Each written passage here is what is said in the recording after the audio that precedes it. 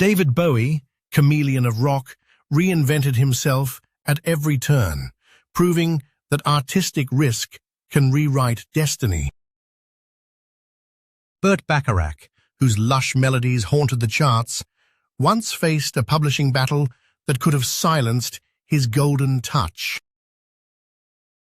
Suzanne Summers, sitcom star turned entrepreneur, risked her reputation by launching a health line, daring the industry to accept her new voice. Barbara Walters broke broadcast barriers, confronting a newsroom that doubted a woman could command prime-time interviews, and she never looked back. Brian Wilson, the Beach Boys' architect, stared at a studio crisis that threatened his fragile genius. Yet he found a new sound. Paul Rubens' beloved Pee-wee persona risked being locked in a joke, but he stepped beyond the costume to reclaim his craft. Jerry Springer turned a courtroom TV disaster into a cultural phenomenon, embracing controversy as his unexpected platform. Shannon Doherty, teen icon turned resilient survivor, faced a career exile that forced her to rebuild on her own terms. Anne Heche, acclaimed actress, confronted a public scandal that could have erased her talent. Yet, she returned to the screen with quiet strength. Bob Marley, reggae prophet, fought legal battles and exile, choosing music as his weapon, and his voice still reverberates worldwide. When the lights dimmed on the set of Philadelphia, Tom Hanks stared at a script that asked him to become a gay lawyer dying of AIDS, a role that could have shattered the broad appeal career he'd built on comedic charm.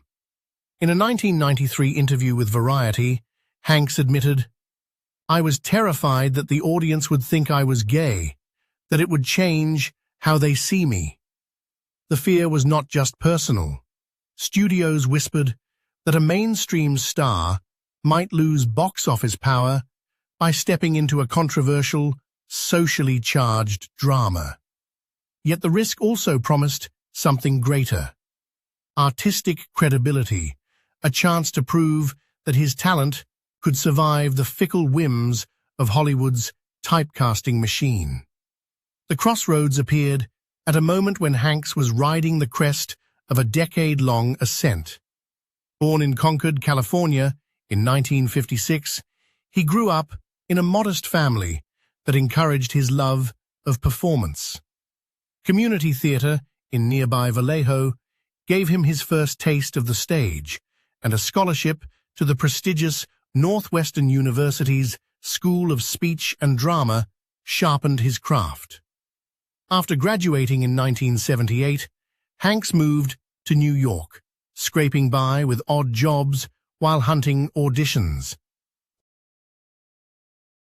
His early television work, most memorably the sitcom Bosom Buddies, 1980 to 82, where he played a young man in a women's clothing store, earned modest attention, but left him yearning for a breakthrough. A series of low-budget films in the early 80s, including Mazes and Monsters and the disaster flick The Money Pit, barely nudged his profile. Then came Splash, 1984, a whimsical romance with a mermaid which turned Hanks into a bankable lead. The film's success opened doors, and 2 years later, Big, 1988, earned him his first Academy Award nomination, cementing his place as the affable everyman who could make audiences laugh and cry. The 1990s arrived with a string of crowd pleasers: Joe versus the Volcano, The Bonfire of the Vanities, and the romantic comedy Sleepless in Seattle, each reinforcing the perception that Hanks was a safe, feel-good star. But the safety net began to feel like a cage. In 1993, director Jonathan Demme, fresh off the acclaim of The Silence of the Lambs, approached Hanks with the script for Philadelphia. The story was based on the real-life case of attorney Jeffrey Bowers, a gay man who sued his firm for discrimination after an AIDS diagnosis. Demme believed Hanks could bring humanity to a character that might otherwise be reduced to a stereotype. Hanks, however, sensed the stakes. "I thought about the backlash," he recalled later, "and whether the studio would back me if the audience turned away." The decision hinged on a series of meetings with AIDS activists, doctors, and the families of patients. Hanks spent weeks at the Gay Men's Health Crisis Center in New York, listening to stories that would later inform his performance. He also read the diaries of the real Jeffrey Bowers, immersing himself in the nuances of a man fighting both a disease and a legal battle. The preparation was meticulous.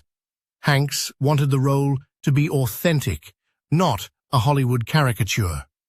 When the moment came to sign on, Hanks chose the path of artistic risk over commercial certainty. The choice was a pivot that stunned many industry insiders. "It was the most daring thing I'd ever done," Demme later said. The gamble paid off. Philadelphia premiered to critical acclaim, earning Hanks his second Oscar nomination, this time for Best Actor in a Drama. The film itself won the Academy Award for Best Original Song and sparked national conversations about AIDS awareness and LGBTQ rights. Hanks's willingness to walk the line between mainstream appeal and hard-hitting drama redefined his career.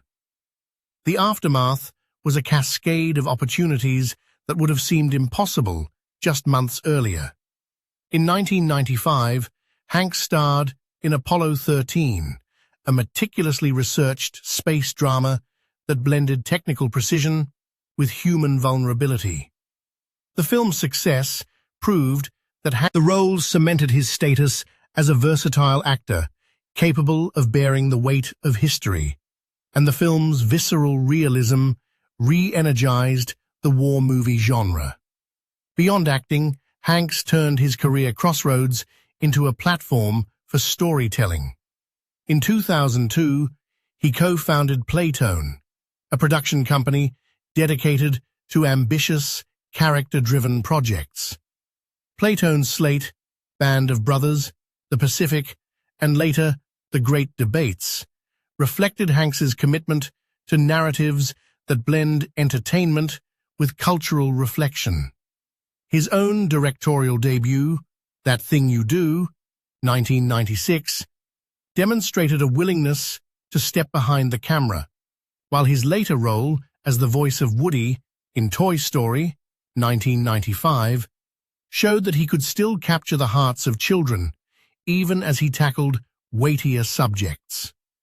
The turning point that began with Philadelphia continues to echo in Hanks's present work.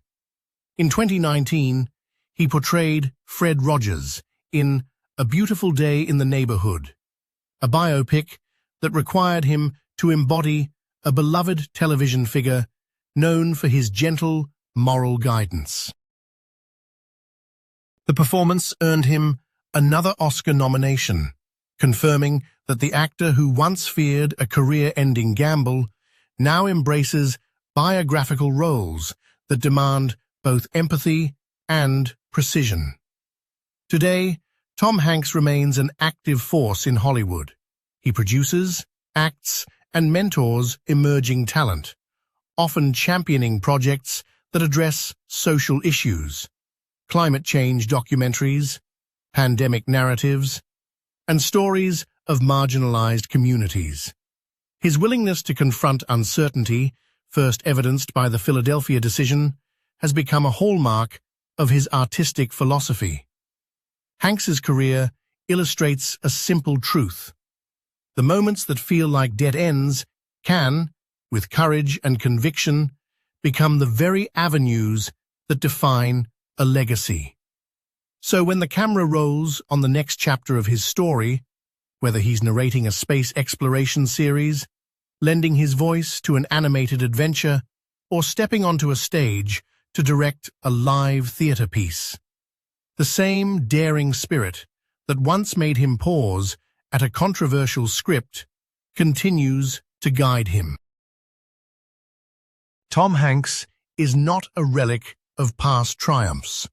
He is a living narrative, constantly choosing the crossroads that keep his work fresh, relevant, and undeniably human.